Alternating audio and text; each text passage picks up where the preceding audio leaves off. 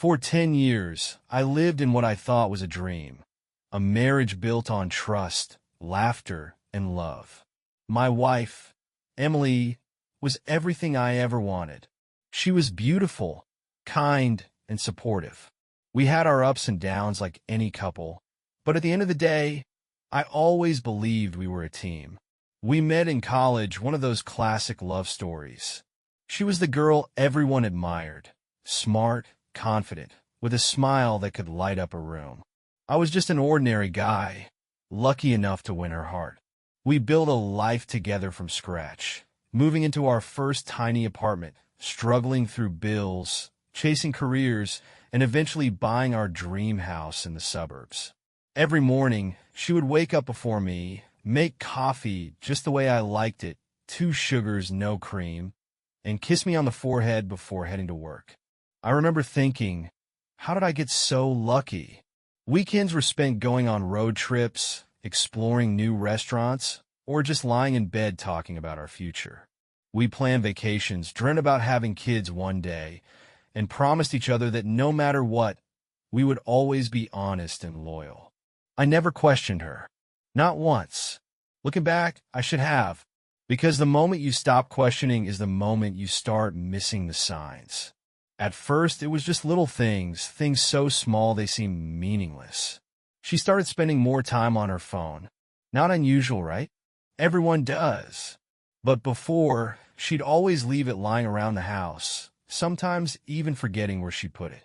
Now it was always on her, screen down, and when she'd get a notification, she'd tilt it away from me.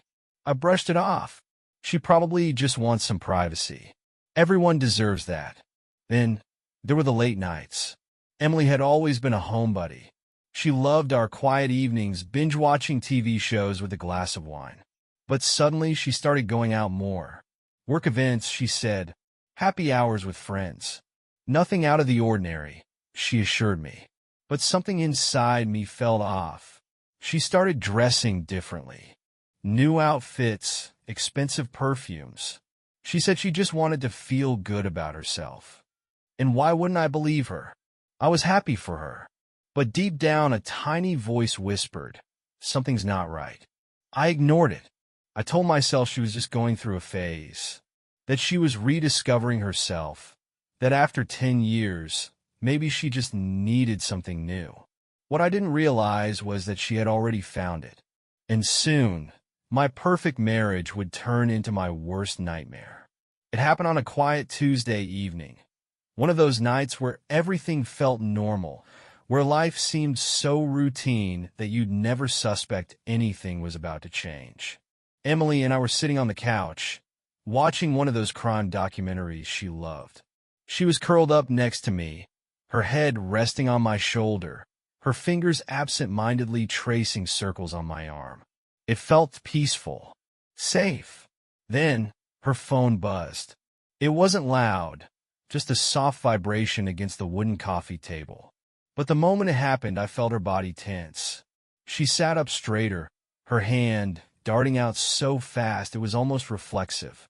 She grabbed the phone, glanced at the screen, just for a second, and her entire face changed. The color drained from her cheeks. Her lips parted slightly, like she had just seen something shocking. And then, just as quickly, she snapped out of it. She let out a forced, almost nervous laugh, her fingers moving swiftly to lock the screen before I could catch a glimpse of whatever she had just seen. Ugh, she said, rolling her eyes with exaggerated frustration. Spam texts are getting so annoying these days. Another one of those stupid messages about winning a free cruise or something. She set her phone face down on the table and reached for the remote, pretending to be annoyed, pretending nothing had happened. But something had happened, and in that moment I felt it, that gut instinct, that quiet, gnawing feeling in the back of your mind when something isn't right, but you can't quite put your finger on it. I had known Emily for over a decade. I knew how she reacted to things. I knew when she was genuinely annoyed and when she was faking it. This was fake. And that text? It wasn't spam. I almost asked. The words were right there on the tip of my tongue. Who was that? But I didn't say it, because a part of me, Maybe the naive, trusting part wanted to believe her. Wanted to believe that my wife, the woman I had built my life with, wasn't hiding anything from me. So I let it go. I forced a smile, nodded, and went back to watching the documentary. But I wasn't really watching anymore. I was replaying the moment in my head over and over. The way she stiffened, the way her eyes widened for that fraction of a second, the way she locked her phone like she was afraid I might see something. It was small, insignificant even, but looking back, I realized that was the exact moment when my perfect world began to crack. Because that was the first red flag, and I ignored it. At first, it was just once or twice a month. I have to stay late at work tonight. Emily would text me. Big project. Don't wait up.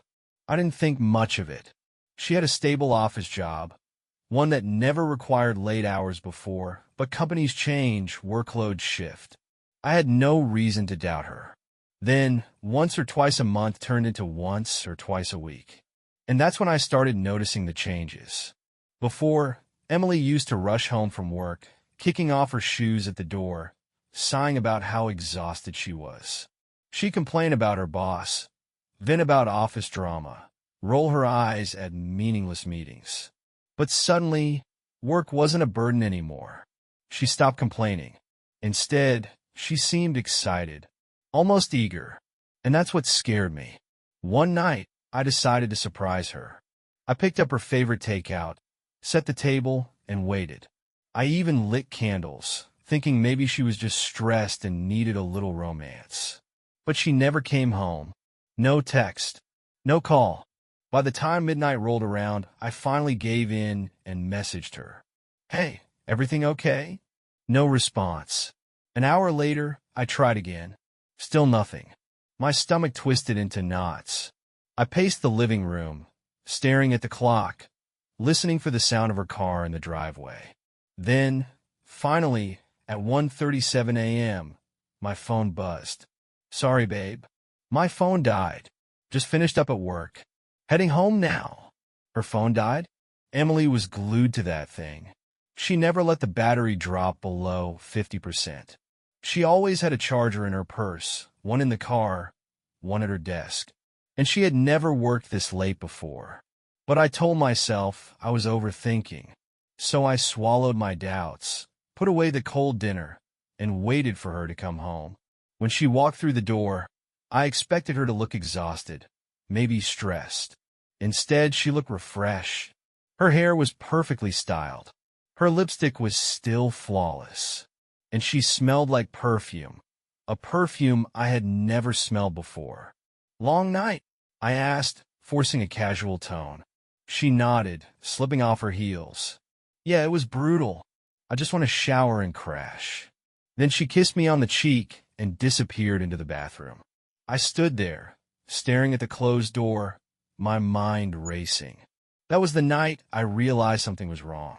Because Emily was lying to me. I just didn't know why. Yet, nights had become different. Emily used to fall asleep with her head resting on my chest, her breathing slow and steady, her phone forgotten on the nightstand. She used to scroll through social media, sometimes showing me funny videos or random posts. But lately, her phone never left her side. She would stay up later than usual, lying on her side, screen tilted away from me. The soft glow of her phone illuminated her face in the dark. Sometimes, I'd hear the subtle taps of her fingers typing quickly, then pausing, like she was waiting for a reply. If I turned over, pretending to shift in my sleep, she'd immediately lock the screen and tuck the phone under her pillow. And when she finally put it down, she made sure it was face down. Always. It was a small thing, just a habit. Nothing that should have mattered. But it did. Because before, Emily had never been like this. One night, around 2 a.m., I woke up to get a glass of water. As I passed by the bedroom, I saw her phone lying on the nightstand, screen still glowing from a recent notification. For a moment, I hesitated. Checking her phone would mean crossing a line. But hadn't she already crossed one? I reached for it, my hands slightly shaking. I pressed the home button, expecting to see her usual lock screen. A picture of us from our trip to Hawaii, smiling on the beach. But the screen didn't unlock. Instead, it asked for a new passcode. I froze. Emily and I never kept secrets from each other. We both knew each other's passwords. It had never been a big deal. But now, she had changed hers and hadn't told me. My heart pounded. Why would she do that? My mind raced through a million possibilities. Maybe she had work emails she wanted to keep private. Maybe she was planning a surprise for me. Maybe I was just being paranoid. But that nagging voice in my head whispered something else. She's hiding something. I put the phone back exactly where it was and climbed into bed, but I couldn't sleep. I lay there, staring at the ceiling, replaying everything in my head. The late nights, the new clothes, the perfume I didn't recognize, and now a locked phone. Each piece of the puzzle started to connect, and the picture it was forming wasn't the one I wanted to see. But I wasn't ready to face the truth yet. Not yet. It happened on a Wednesday evening, just as I was starting to convince myself that maybe I was overthinking everything. That maybe Emily really was just working late. That maybe I was the problem, the paranoid husband reading too much into small, insignificant changes. I was sitting alone in the living room, scrolling through my phone, absent-mindedly flipping through news articles, when my phone buzzed on the coffee table. Unknown caller. I frowned. It was almost 10 p.m. Who would be calling me at this hour? I hesitated for a second before answering. Hello? At first, there was silence. Then a voice. Low. Distorted. Like someone was using a voice changer. Do you trust your wife? I felt a chill run down my spine.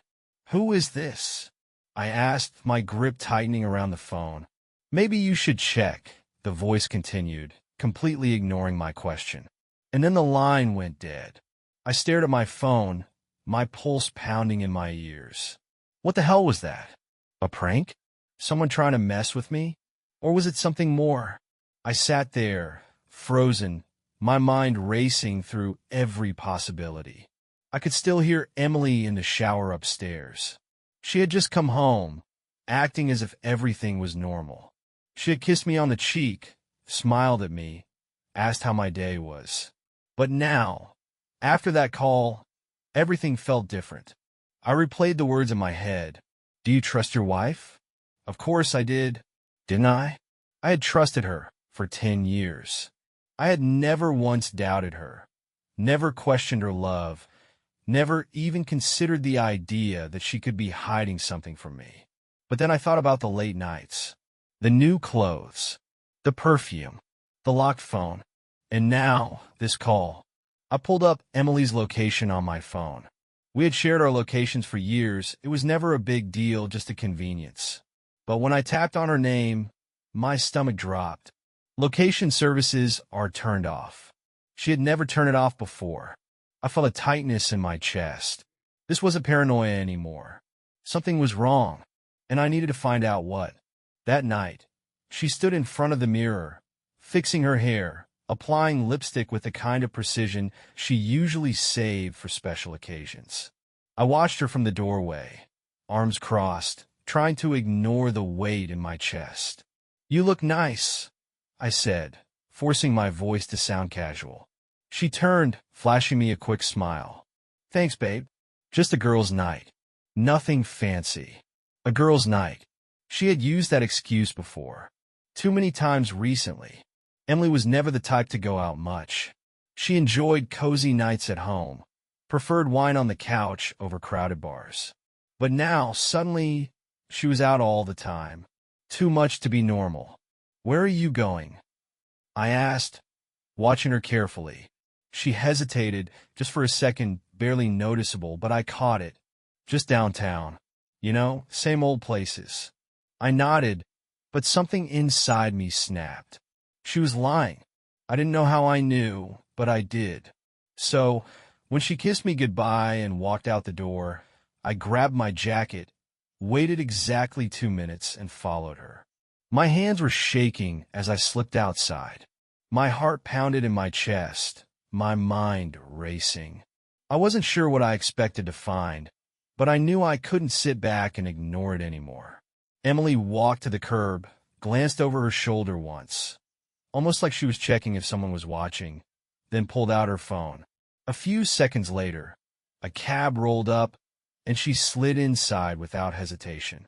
I ran to my car, turned the engine as quietly as I could, and followed.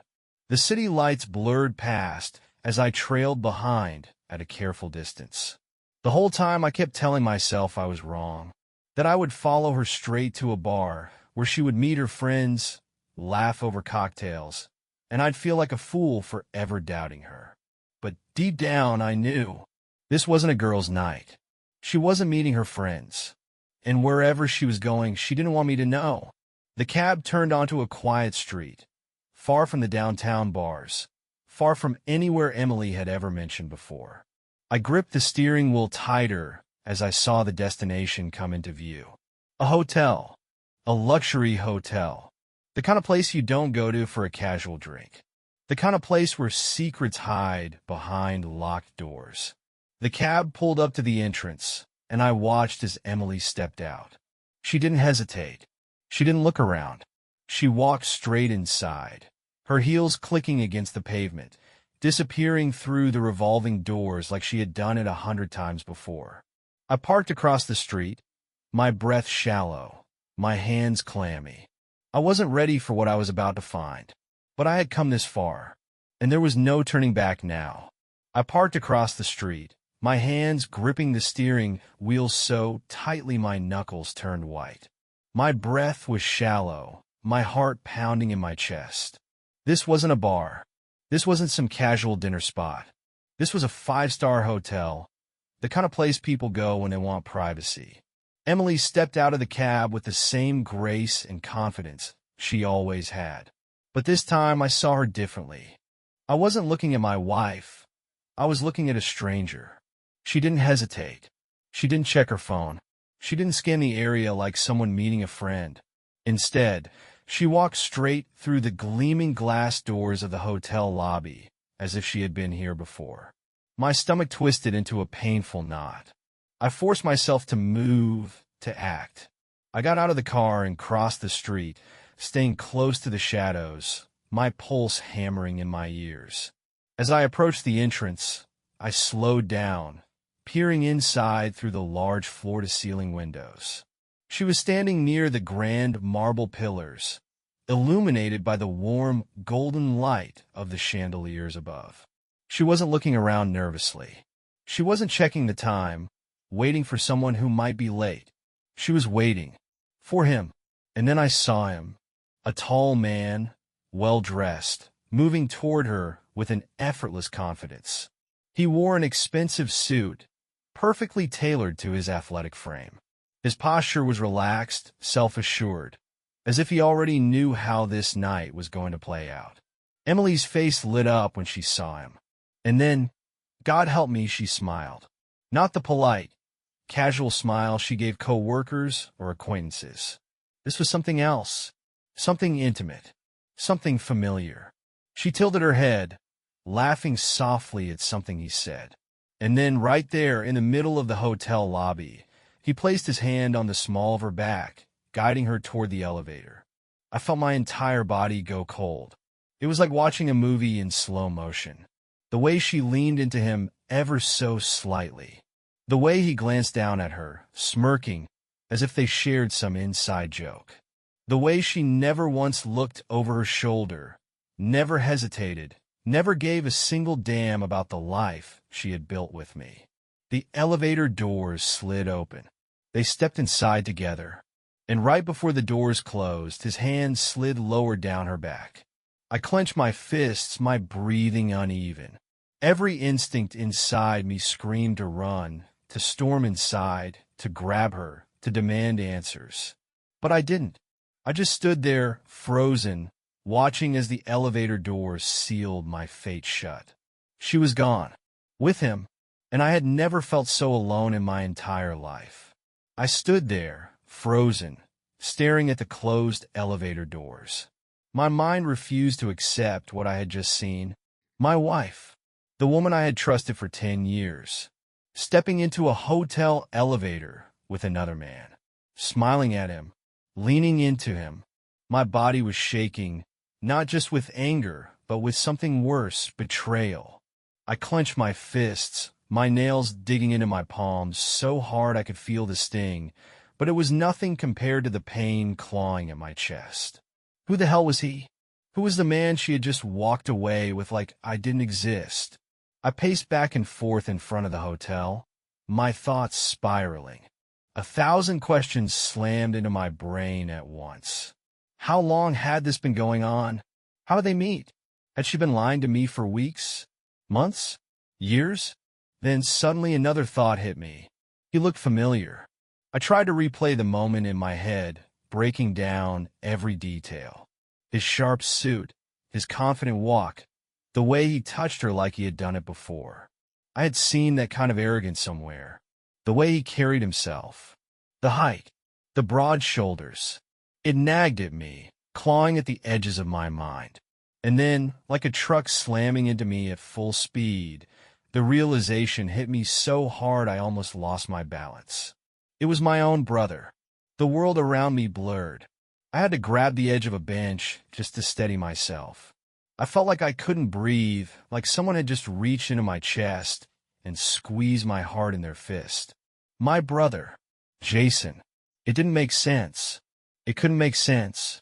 Jason and I had never been close, not really. He was always the golden child growing up.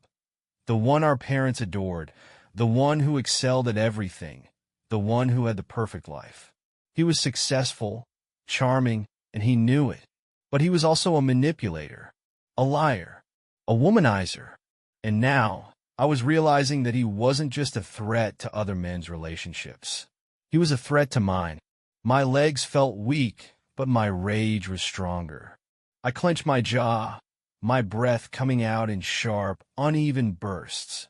This wasn't just some random affair. This was personal. He did this to me.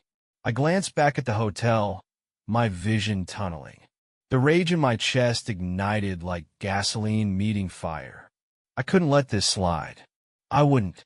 I was going to get answers, and I was going to make them both pay. I couldn't think. I couldn't breathe. My body moved on pure adrenaline, pure rage. I stormed through the hotel entrance, ignoring the confused glances from the receptionist as I strode past the front desk. My heart was hammering in my chest, my blood boiling, so hot I could barely hear anything over the rush of it in my ears. The elevator doors were just starting to close when I lunged forward and shoved my hand between them. The sensors caught, and the doors slid open again with a soft chime. I stepped inside. The ride-up felt like the longest moment of my life. I had no plan, no idea what I was about to do, but I had to see it. I had to see the truth with my own eyes. The moment the elevator dinged, I stepped out into the silent, dimly lit hallway. Plush carpet swallowed the sound of my footsteps as I moved forward, scanning the room numbers, my chest rising and falling with heavy, furious breaths. Then I saw it. Room 713. I knew. I didn't know how, but I knew. I walked up to the door, my hands clenched in a fist at my sides. My pulse thundered in my ears. I could feel the heat radiating off my skin, the sickening mix of betrayal and fury twisting in my stomach. And then, without thinking, I raised my fist and slammed it against the door. Silence. For a few seconds, nothing happened. No footsteps, no voices, just a deafening quiet on the other side. Then, a shadow moved beneath the door. I banged harder. "Open the damn door!" I yelled, my voice raw, shaking with emotion. A second later, the door cracked open, just an inch, just enough for her to peek through. Emily. Her face was pale, her lips parted, her breath coming in short, sharp gasps, like she had just seen a ghost. Good. I shoved the door wider, stepping forward before she could even think about stopping me.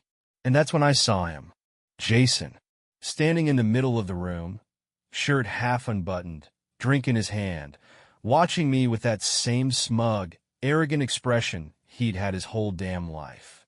My stomach twisted. It was one thing to suspect, to imagine, but seeing them like this, together in a hotel room, it was a whole different kind of pain. Emily stumbled backward, her hands shaking. I can explain, she stammered, but the words meant nothing. I barely even looked at her. Instead, my eyes were locked on him. Jason took a slow sip of his drink, then exhaled through his nose like this was all just some mild inconvenience to him. "What the hell is wrong with you?" I demanded, my voice shaking with rage. He didn't answer right away, just tilted his head, studying me. Then finally he smirked. That damn smirk. "Come on, man," he said casually, as if this was nothing. "You didn't really think she was happy, did you?" Something inside me snapped. Before I even knew what I was doing, I lunged. Jason barely had time to react before I grabbed him by the collar and slammed him against the wall.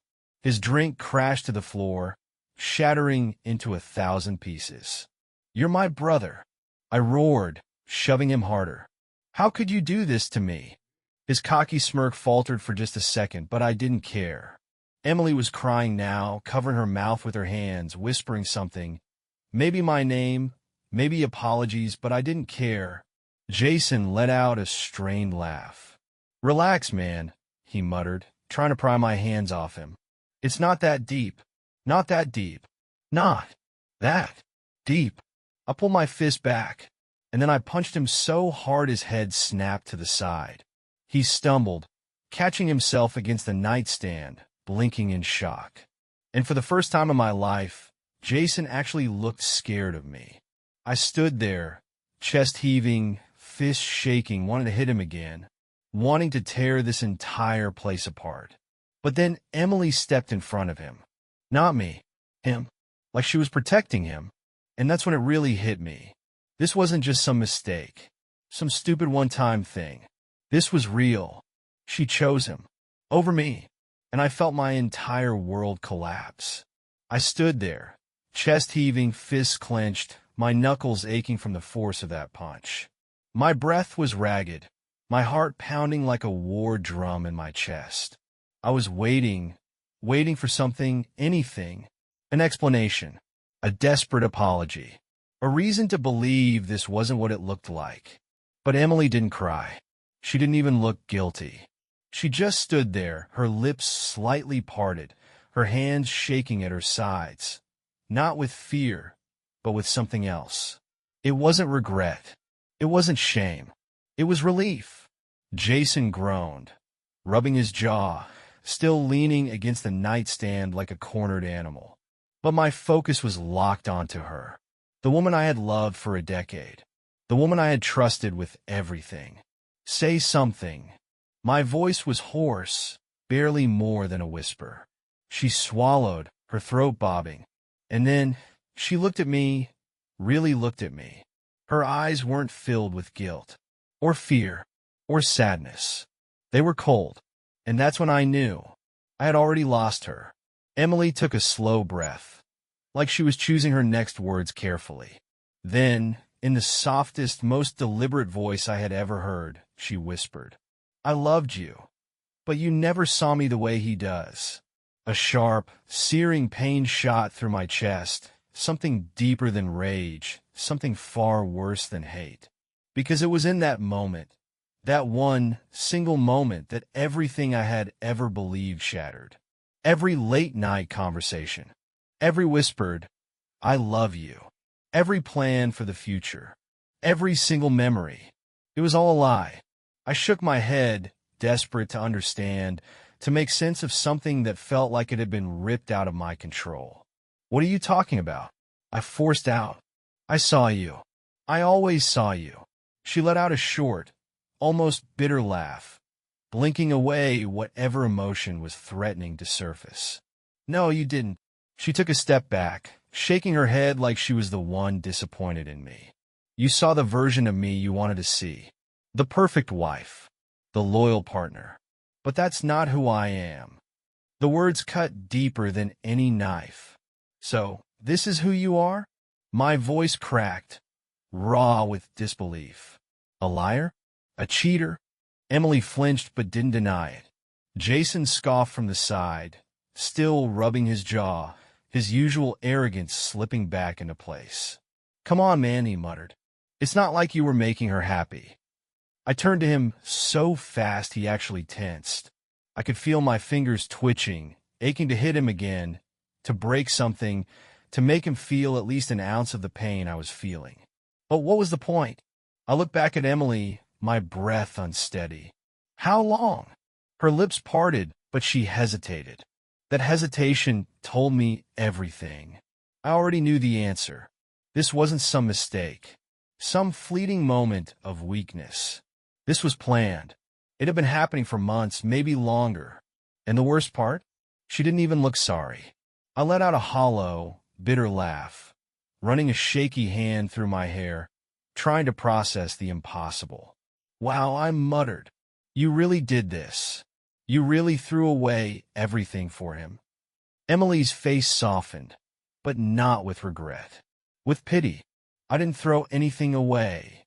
She exhaled, voice calm, almost tired. I just stopped pretending. Stopped pretending. A wave of nausea crashed over me. Everything we had built, our entire life together, had been fake. I took a step back, feeling like the ground had just disappeared beneath me. I wanted to scream, to lash out, to destroy something. But what was the point? The damage was already done.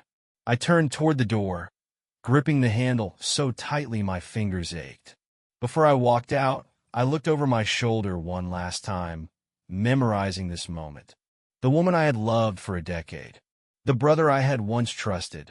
Both of them standing together. Not looking at me like I was their biggest mistake. Looking at me like I was their past. And in that moment, I realized I was nothing to them anymore. So I did the only thing I could. I walked away, and I never looked back.